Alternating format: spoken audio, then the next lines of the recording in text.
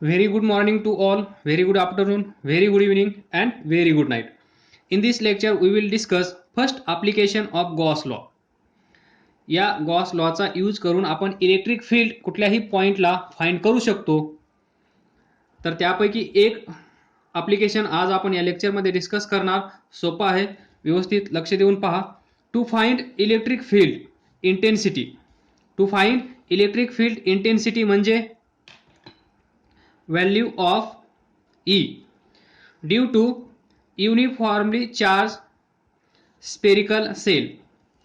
Uniformly charge spherical shell म्हणजे काय, तर इथे ड्रॉ करतो पहा. युनिफॉर्मली चार्ज स्पेरिकल सेल हा स्पेरिकल सेल आहे. स्पेरिकल सेल म्हणजेच हॉलो स्पियर. तर पहा याच्यामध्ये युनिफॉर्मली चार्ज म्हणजेच इथे प्लस चार्ज असतील. युनिफॉर्मली चार्ज हा त्याचा सेंटर असेल या हॉलो स्पियरचा. हॉलो स्पियर म्हणजेच स्पेरिकल सेल. तर पहा लक्षात ठेवण्यासाठी हे डेरिव्हेशन लक्षात कसं ठेवायचं, पाठ करण्याची गरज नाहीये. तर पहा क्वेश्चनमध्ये असा असेल, to find electric field intensity. E find करण्यासाठी कशामुळे, uniformly charge spherical shell that is hollow sphere. तर याच्यामध्येच भरपूर काही तुम्हाला भेटून जाईल. हे काय आहे, ॲप्लिकेशन ऑफ गॉस लॉ. म्हणजे गॉस लॉचं हे ॲप्लिकेशन असेल तर आपण काय फाइंड करत आहोत, इलेक्ट्रिक फील्ड इंटेन्सिटी ई. तर गॉस लॉ काय आहे हे लक्षात ठेवायचं आहे अगोदर. Electric flux phi is equal to close integral of E bar dot delta S bar is equal to Q in divided by epsilon naught. हे तुम्हाला लक्षात ठेवायचं आहे. इक्वेशन नंबर 1 याला नाव दिलं तरी चालेल. तर तुम्हाला प्रत्येक वेळेस इथे पाहायचं आहे आणि यानुसार स्टेप्स एक एक स्टेप्स पुढे जायचं आहे. तर पहा याच्यामध्ये आपल्याला फाइंड काय करायचं आहे, this is to find electric field intensity by using Gauss law. तर गॉस लॉचा यूज करून इलेक्ट्रिक फील्ड इंटेन्सिटी फाइंड करायची असेल तर आपल्याला काय काय माहीत असणं गरजेचं आहे अगोदर ते विचार करा. आपल्याला माहीत असला पाहिजे तो दिस डेल्टा एस बार म्हणजेच एरिया वेक्टर. त्यानंतर माहीत पाहिजे total charge enclosed in this spherical shell and then epsilon naught. तर हे माहीत असेल, हे माहीत असेल, हे माहीत असेल तर आपण इलेक्ट्रिक फील्ड इंटेन्सिटी फाइंड करू शकतो. हे आपल्याला माहीत आहे. जसं आपण 3 अननोन असतील, 3 व्हेरिएबल्स असतील, त्यापैकी 2 माहीत असतील तर तिसरा आपण फाइंड करू शकतो. त्याप्रमाणे इथे तुम्ही लक्षात ठेवा. तर तुम्हाला हे डेरिव्हेशन लक्षात ठेवण्यासाठी सोपं जाईल आणि लिहिताना त्रास होणार नाही, पाठ करण्याची गरज पडणार नाही. आणि क्वेश्चनमध्ये असेल युनिफॉर्मली चार्ज स्पेरिकल सेल, तर तो आपण इथे हे वाचूनच ड्रॉ केला आहे, नवीन काही केलं नाही. तर हा स्पेरिकल सेल असेल तर याला स्वतःची काहीतरी रेडियस असेल, रेडियस आर कन्सिडर करू, सेंटर ओ कन्सिडर करू. त्यानंतर by using this application of Gauss law we can find electric field intensity at point outside this spherical cell on spherical cell number 3 inside this spherical cell. तर एवढं आपल्याला find करायचं आहे, outside the spherical shell. तर पहा सर्वात अगोदर आपण फाइंड करू outside the spherical shell to find the electric field intensity outside this uniformly charge spherical shell. तर आपल्याला समजा कन्सिडर करा इथे फाइंड करायचं आहे, या पॉइंटला P1 म्हणा, at distance this distance r1 consider करा फ्रॉम सेंटर. तर जिथे कुठे तुम्हाला इलेक्ट्रिक फील्ड फाइंड करायचा असेल त्या पॉइंटमधून जाणारा आणि या युनिफॉर्मली चार्ज स्पेरिकल सेलला कॉन्सेंट्रिक असणारा एक सरफेस काढायचा आहे आणि त्या सरफेसला आपण म्हणतो गॉसियन सरफेस. तर मी ते काढण्याचा प्रयत्न करतो. चांगला नाही आला तर पहा, I will try. This is Gaussian surface आणि हा ड्रॉ करायचा आहे त्याच पॉइंटमधून जिथे आपल्याला इलेक्ट्रिक फील्ड फाइंड करायचा आहे. Electric field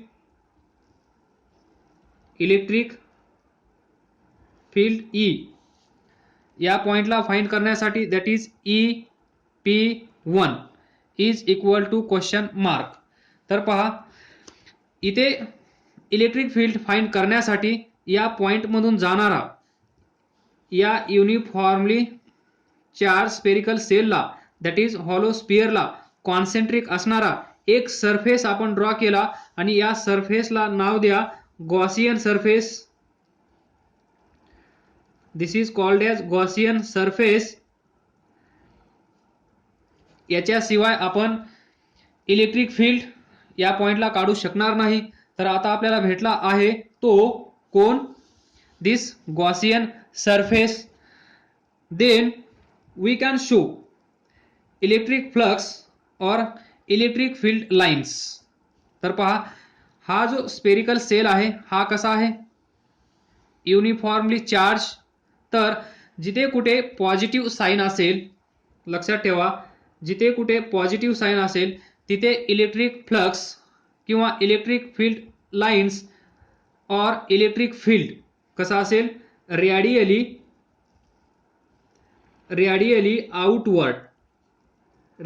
outward. म्हणजेच इथे लक्षात ठेवा, जर हा चार्ज पॉझिटिव्ह असेल तर हे असेल electric flux that is E बार. जर हा चार्ज निगेटिव्ह असेल तर असा असेल, कमिंग टुवर्ड्स चार्ज. आलं लक्षात. या प्रकारे इथे असेल इलेक्ट्रिक फ्लक्स म्हणजेच इलेक्ट्रिक फील्ड E बार. तर या दोन गोष्टी लक्षात ठेवा. हा जो चार्ज आपण कन्सिडर केला आहे तो कसा आहे, पॉझिटिव्ह. तर या पॉझिटिव्ह चार्जमुळे जसं इथं स्ट्रक्चर तयार झालं आहे तसंच इथं पण तयार होईल. ते ड्रॉ करण्याचा प्रयत्न करूया. तर पहा, पहिलं इथे ड्रॉ करूया कारण आपल्याला हा पॉइंट कन्सिडर करायचा आहे.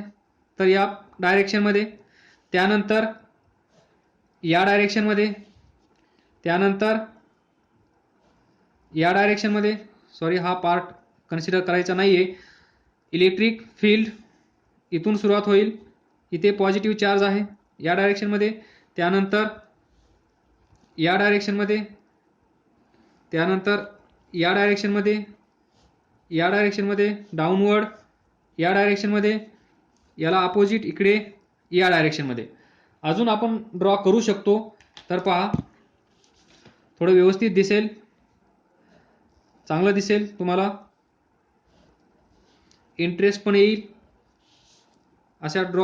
अशा लाईन ड्रॉ करण्यामध्ये. तर पहा, हे असेल E bar, electric field, electric flux, electric field lines. हा पॉझिटिव्ह चार्ज असल्यामुळे तुम्हाला हे असं दिसेल. इथे एक राहिला इन दिस वे, इथे इन दिस वे, हे इकडं.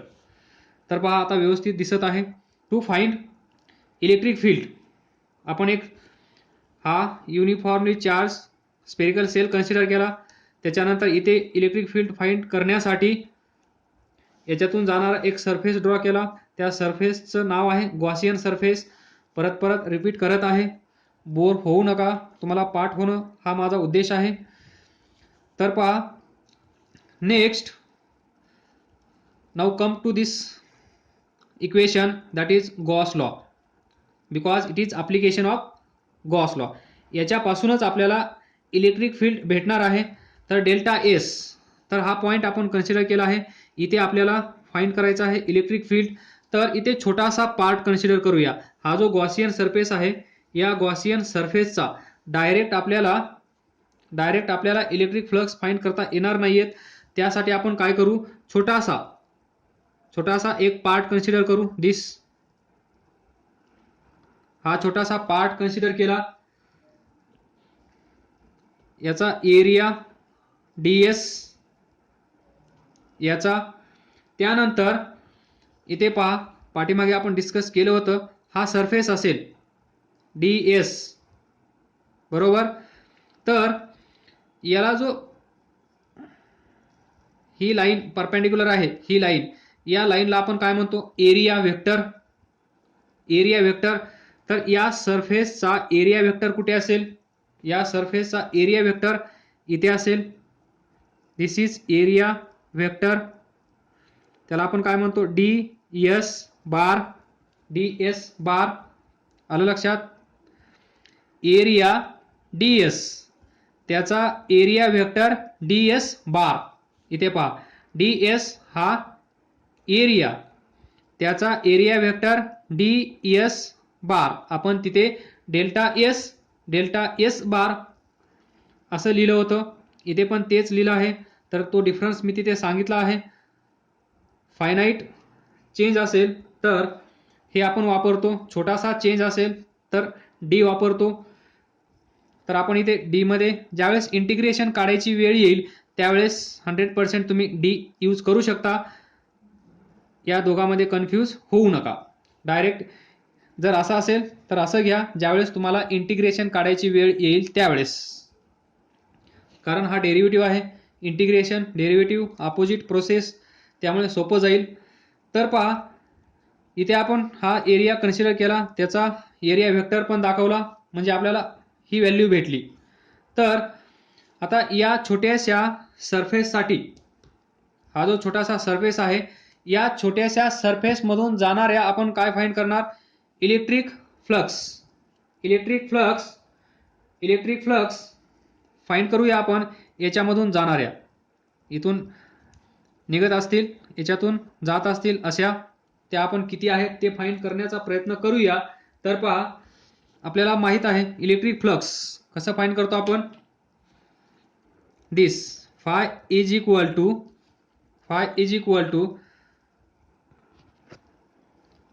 हा एरिया छोटासा असेल तर इथे काय ऍड करावं लागेल, d. So d phi is equal to E bar dot ds bar. आलं लक्षात. तर ई हा सेम राहील, इथे कुठेही जा, याची व्हॅल्यू सेम असेल. तर ds बार हा छोटासा ds बार किती असेल, तर पहा, E magnitude, ds magnitude, then cosine angle between these two, E and ds, that is theta. तर इथे थीटाची व्हॅल्यू किती असेल सांगा, फॉर दिस छोटासा सरफेस, याच्यासाठी. तर पहा, हा ds इलेक्ट्रिक फील्ड पण इकडेच आहे, that is E bar is parallel to ds bar. दोन पॅरलल लाईन मधला अँगल किती असतो, 0. So E ds cos 0. So d phi is equal to E ds. म्हणजे हा छोटासा सरफेस जो आहे, या छोट्याशा सरफेस मधून इलेक्ट्रिक फ्लक्स किती जात आहे, ई ds या छोट्याशा सरफेस मधून. तर पहा, इथे याच्या शेजारी असाच एक सरफेस असेल, याच्या शेजारी असाच एक सरफेस असेल, या साईडला असाच एक सरफेस असेल, या साईडला इथे असा एक सरफेस असेल. तर याच्यामुळे to find total electric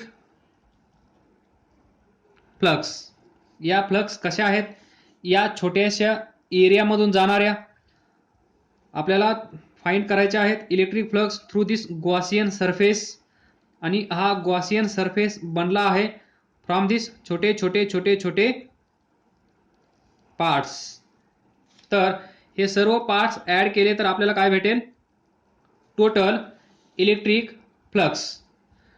to find total electric flux passing through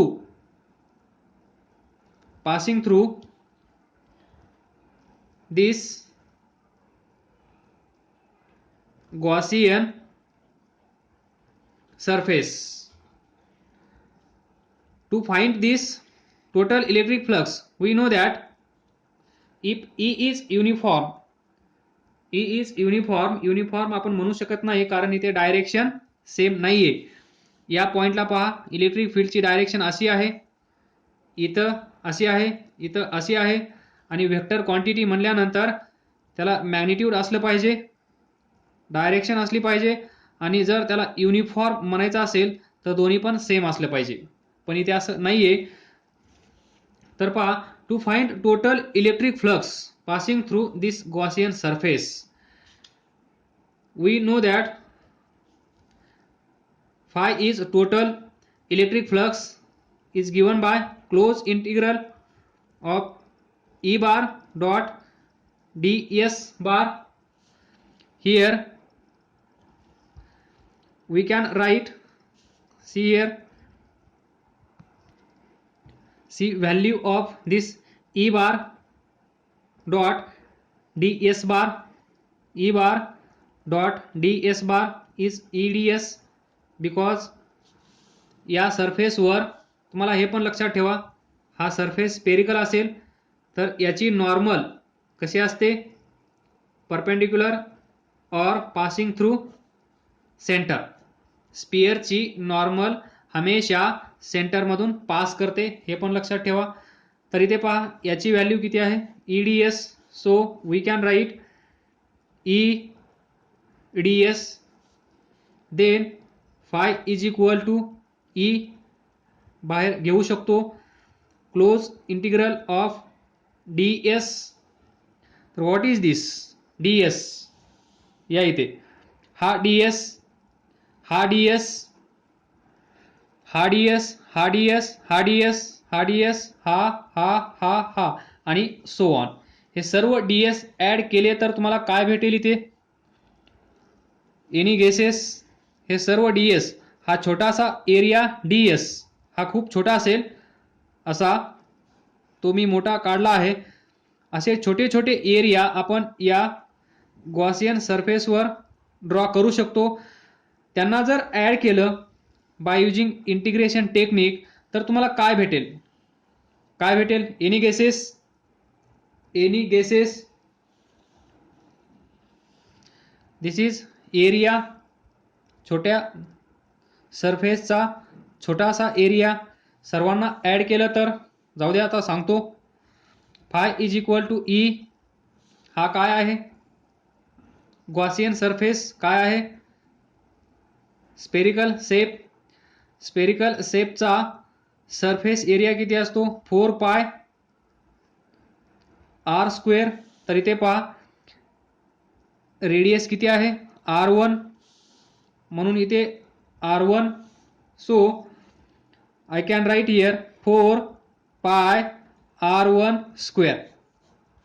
एवढ्या इलेक्ट्रिक फ्लक्स या गॉसियन सरफेसमधून पास होत असतील. Phi is total electric flux passing through this Gaussian surface are E 4 pi R1 square. याला equation number 1 म्हणा, sorry 2.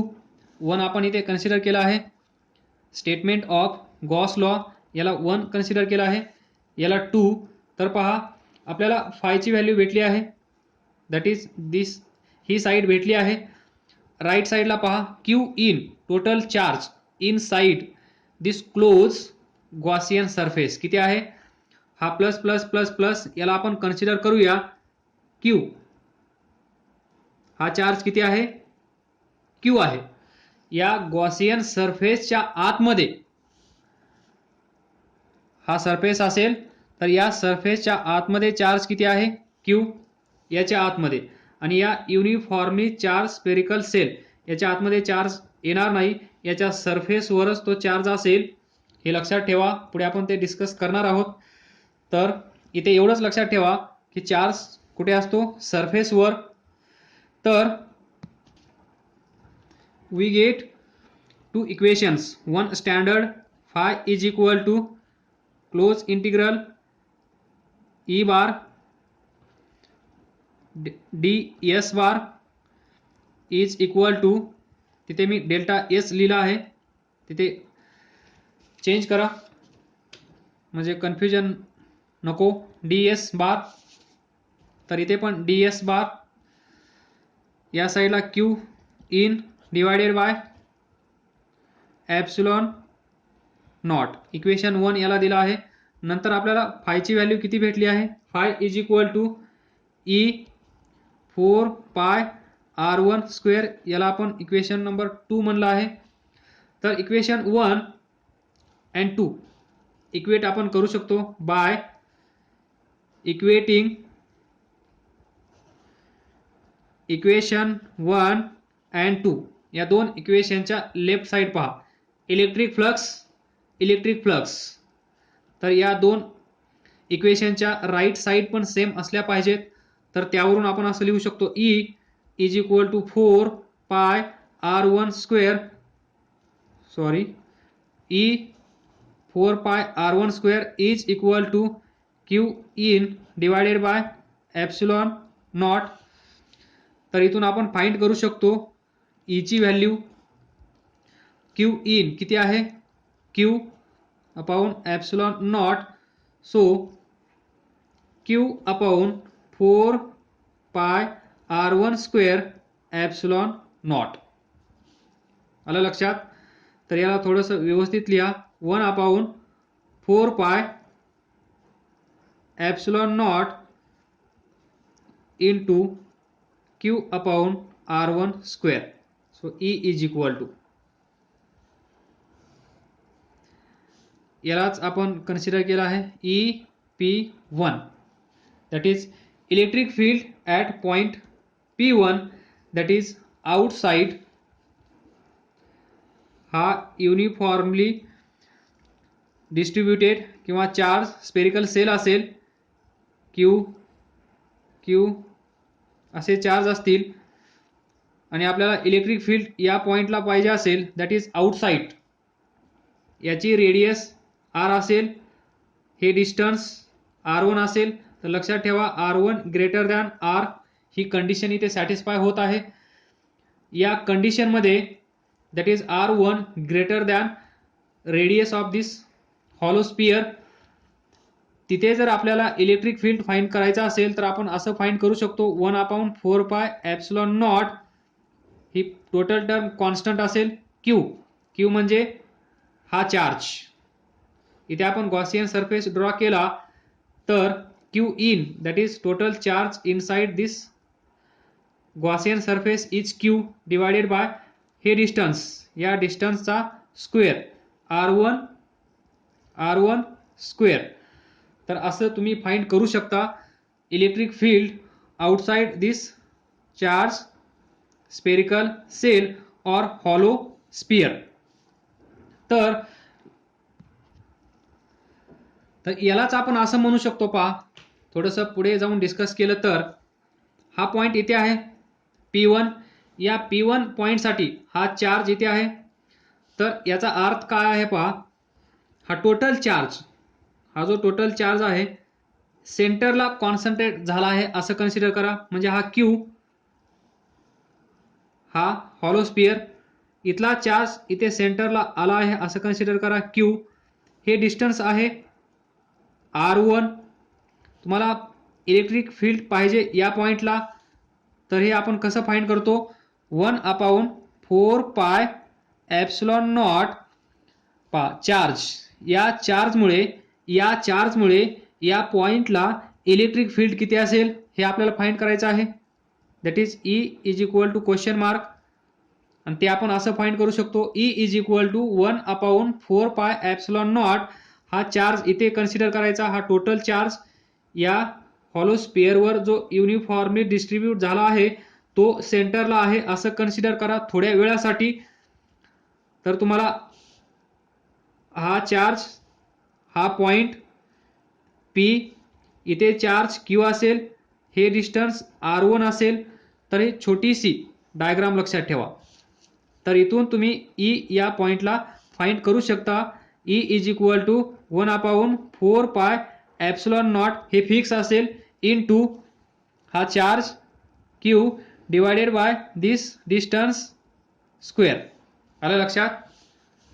तर हा असेल हॉलो स्पियर किंवा shell, uniformly charge spherical shell. त्यामुळे आणि चार्ज इनसाइड असला पाहिजे हे लक्षात ठेवा. त्याच्याशिवाय तुम्ही डोकं लावण्याचा प्रयत्न करू नका, कारण हे इक्वेशन जे आपल्याला भेटलं आहे ते इक्वेशन कुणाचं भेटलं आहे हे पहा. इथे जर चार्ज असेल, या चार्जमुळे आता हे स्पेरिकल सेल आणि हॉलो स्पियर विसरून जा थोड्या वेळासाठी. इथे चार्ज क्यू असेल, डिस्टन्स हे आर असेल, आणि या पॉइंटला जर तुम्हाला इलेक्ट्रिक फील्ड पाहिजे असेल तर this electric field is given by 1/4πε0. आणि ज्या चार्जमुळे इथे इलेक्ट्रिक फील्ड तयार झाला आहे तो charge divided by this distance square.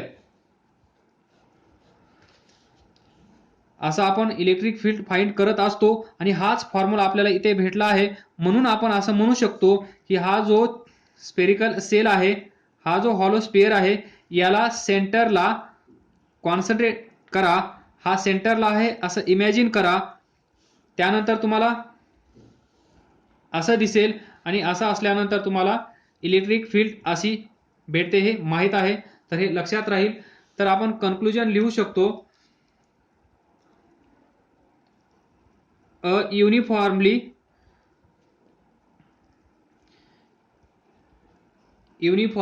charged sphere is equivalent to a point charge at its center. आलं लक्षात? हे लक्षात ठेवा. हे तुम्हाला माहित आहे, आणि याचं जे इक्वेशन आलं आहे ते सेम आलं आहे. म्हणून आपण असं म्हणू शकतो, हा जो स्पेरिकल सेल आहे तो सेंटरला uniformly charge sphere, this sphere is equivalent to a point charge at its centre. याला इथे आहे असं कन्सिडर करायचं. मग या पॉइंटला इलेक्ट्रिक फील्ड असेल 1/4πε0. हा charge Q divided by this distance square. हे लक्षात ठेवा. 3 टाइम्स रिपीट केलं आहे. नंतर एवढं कन्फ्युजन होतं या टॉपिकमध्ये, नंतर मग तुम्ही सोडून देता हा टॉपिक. तर second, next, if sigma be charge per unit area, हा हॉलो स्पियर, इथे चार्ज आहे, तर charge per unit area sigma, त्यालाच आपण काय म्हणतो, charge density. Charge density, total charge on this sphere is Q. Total charge किती आहे? Total charge on this hollow sphere is Q. हे आपल्याला माहित आहे. So we can find charge per unit area, and surface area of this hollow sphere is 4πr square, that is r1, sorry, capital 4πr square, this sphere. तर पहा sigma is equal to charge किती आहे, total charge Q per unit area किती आहे 4 pi r square.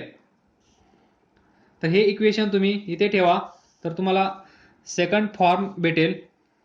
इथे Q ची value from this we can write Q is equal to charge density into 4 pi r square. तर E is equal to आपल्याला माहित आहे किती आहे 4 pi epsilon naught Q upon R1 square. So 1 upon 4 pi epsilon naught Q ची value किती भेटली आपल्याला sigma into 4 pi r square divided by हा R1 स्क्वेअर 4 पाय कॅन्सल.